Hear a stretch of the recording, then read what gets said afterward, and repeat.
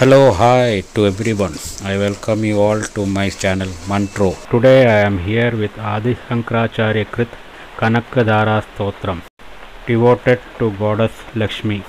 symbolizing wealth and prosperity. So let's start. Angam Hare Pulakabhushanamashrayanti Brunganganeva Mukulabaranam Tamalam Angikruta Kila Vibhuti Rapangalila Mangalyadastu Mama Mangala Devataya.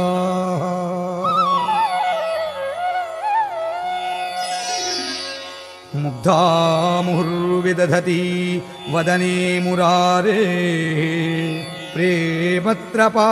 pranihitani gatagatani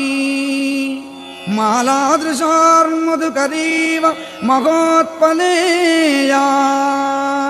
samestiyam dishatu sagara sambhavaya.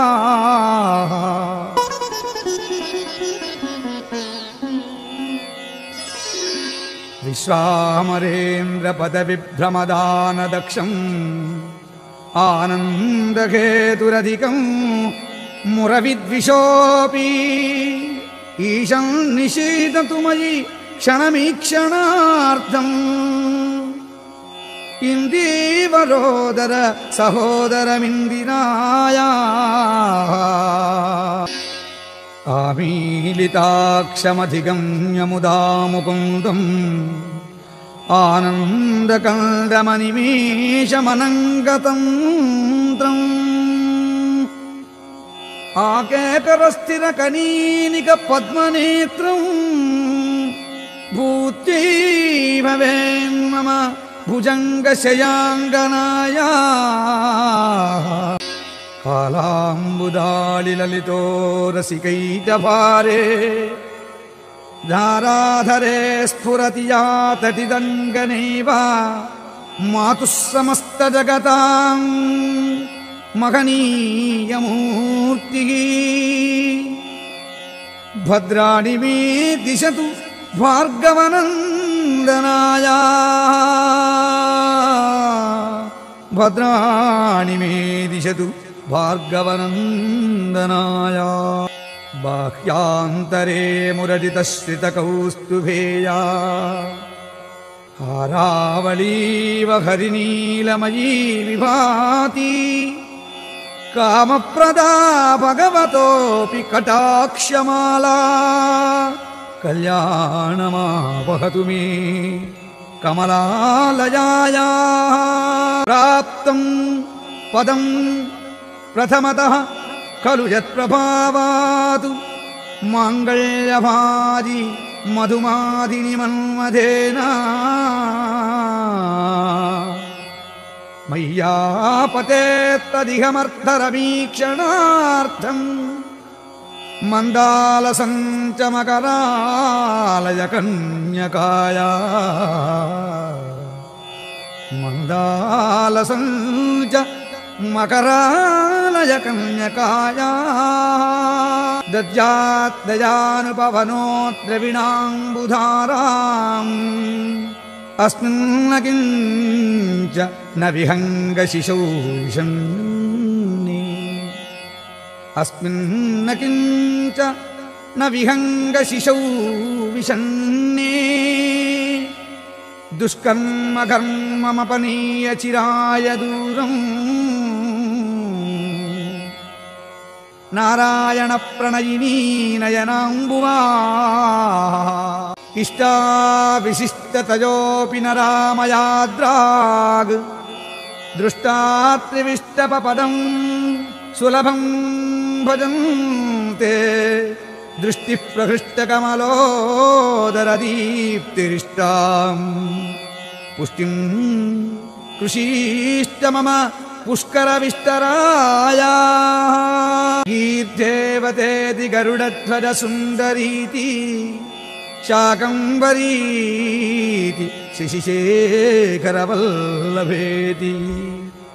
सृष्टिस्थिति प्रलयकेलिषु संस्थिताया तस्यै मम स्त्रिभुवनैकगुरोस्तरुण्यै श्रुत्यै नमोऽस्तु रमणीयगुणार्णवायै रत्यै नमोऽस्तु रमणीयगुणार्णवायै शक्यै नमोऽस्तु शतपत्रनिकेतनायै पुष्ट्यै नमोऽस्तु पुरुषोत्तमवल्लभायै नमोऽस्तु नाळीकनिपाननायै नमोऽस्तु दुग्धोदधिजन्मभूम्यै नमोऽस्तु सोमामृतसोदरायै नमोऽस्तु नारायणवल्लभायै नमोऽस्तु हेमाम्बुजपीठिकायै नमोऽस्तु भूमण्डलनायिकायै नमोऽस्तु देवादिदयापरायै नमोऽस्तु शार्ङ्गायुधवल्लभायै नमोऽस्तु देव्यै भृगुनन्दनायै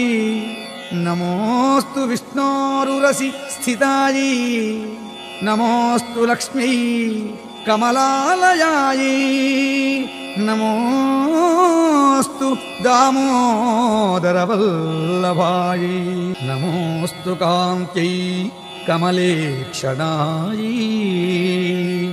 नमोऽस्तु भूत्यै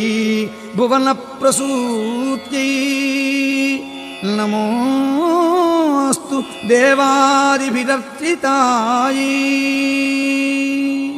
नमोऽस्तु नन्दात्मजवल्लभायै सम्पत्कराणि सकलेन्द्रियनन्दनानि साम्राज्यदान निरतानि सरोरुहाक्षी त्वद्वन्दनानि दुरिताहरणोद्यतानि मामेव मादरनिशम् कलयन्तु मान्ये यत्कटाक्षसमुपासनाविधिः सेवकस्य सकलार्थसम्पदा सन्तनोति वचनाङ्गमानसैः त्वां मुरारि हृदयेश्वरीं भजे सरसिजनयने सरोजहस्ते धवलतरां शुकगन्धमाल्यशोभे भगवती हरिवल्लभे मनोज्ञे त्रिभुवनभूतिकरि प्रसीद मह्यं दिग्भ्यस्तिभिः कनककुम्भमुखावसुष्टा सर्वाहिनी विमलचारु जलप्लुताङ्गीम् प्रातर्नमामि जगतां जननीमशेष लोकाधिनाथ गृहिणीममृताब्धिपुत्रीं कमले कमलाक्षवल्लभे त्वं करुणापूरतरङ्गितैरपाङ्गैः अवलोकय मामकिञ्चनानां प्रथमं पात्रमकृत्रिमं दयाया स्तुवन्ति ये स्तुतिभिरमूभिरन्वहम् त्रयीमयीं त्रिभुवनमातरं रमां गुणाधिका गुरुतर भाग्यभाजिनो भवन्ति ते भुवि बुधभाविताशयाः. If you have liked this video, please do subscribe and turn on the notification